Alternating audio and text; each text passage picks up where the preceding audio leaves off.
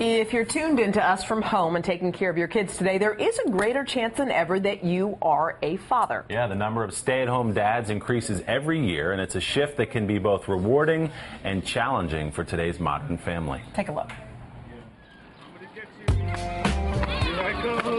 My name is Lance Sommerfeld. My name is Jessica Sommerfeld. I am a stay-at-home dad.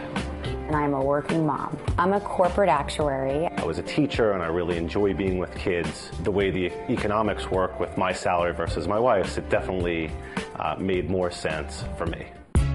Jake is almost 2. An average day for me is my son's up around 7:30 in the morning. Having Lance at home made the transition back to work so much easier. I decided to found and start the NYC Dads Group, which really enabled me to get together with a similar group of caring and involved dads.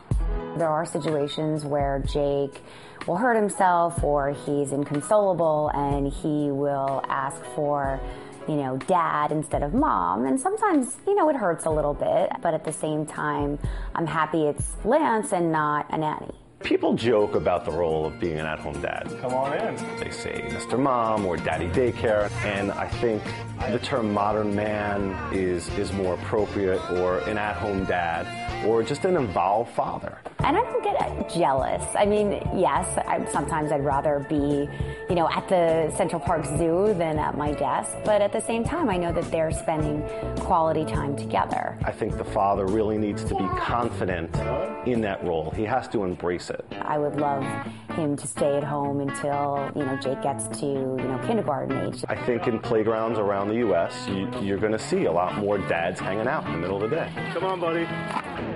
And now we're joined by 2 pros who also know firsthand the ups and downs of that situation. Yeah, Stacy Kaiser, we love her, is a psychotherapist and author of How to Be a Grown-Up.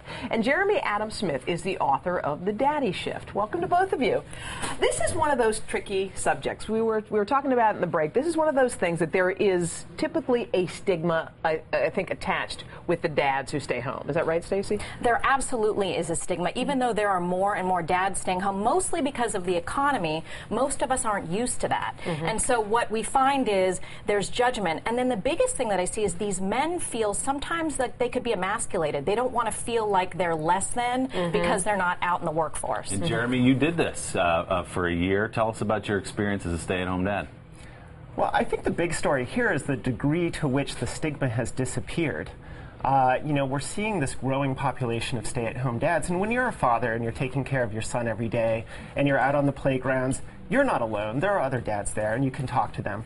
And those dads are starting to form communities. Guys like Lance, who we just saw in the segment, they're forming stay-at-home dad groups and becoming more and more visible in the community, and that creates an option for men, especially men who have lost their jobs and are looking for an identity and in some way to get meaning into their lives. One of the things that was pointed out in the pieces is that sometimes the moms, it sounds like, feel jealous, which makes perfect sense, because when the child's in crisis, the child now runs to the dad because he sees the dad all day. And that can cause a rift in a marriage, can't it? Anytime you bring children into the mix, you have stress. And when people are uncomfortable in a relationship, it really adds stress. And so what I call it is mommy guilt. It's the moms that are out working, even part-time. If they're going to daddy instead, it's not just that pang of, oh, they're not coming to me, but it's, I'm not good enough. They don't love me enough. I'm not trying hard enough. The mom is the one filling out the insurance forms at the hospital while the dad is comforting the child who's sick or hurt. How did you deal with that stuff?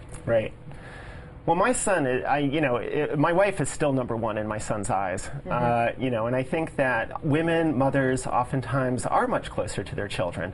And to me, that's actually an argument in favor of stay-at-home fatherhood, because if you have a situation where, both parents are taking care of the child and the mother does have a closer relationship, fathers staying home, and this is a very good argument for paternity leave, is a great way to develop skills and competencies in a relationship with the child on their own terms, and that's really critical. Stacy, let's look at the other side of this for the working mom who's not home.